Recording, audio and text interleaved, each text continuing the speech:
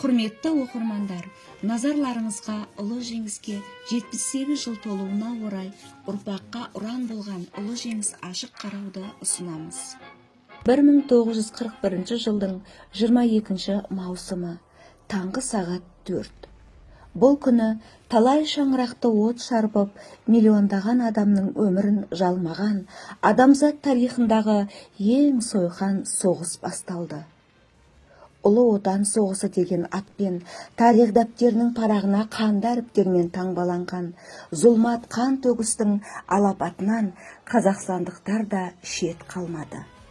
4 жылға жуық уақытқа созылған және барша әлемді фашизмнің бұғауынан құтқарудағы Ұлы Отан соғысындағы жеңіс шежіресінде қазақстандықтардың, оның ішінде жамбылдық майдангерлердің де ерлік жолдары алтын әріппен жазылғандығы ақиқат.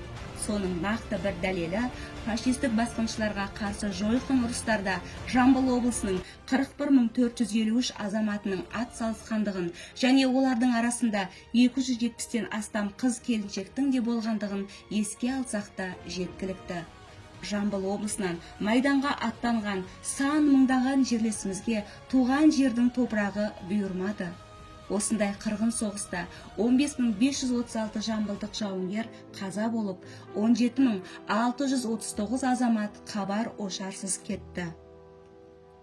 Бүгінде қатары жыл санап азайып бара жатқан, ардағы асқақ, пейілі жомарт, ниеті таза соғыс ардагерлерін әрқашанда құрметтеу бүгінгі ұрпақтың мәңгілік парызы екенін бір сәтте естен шығармауымыз қажет.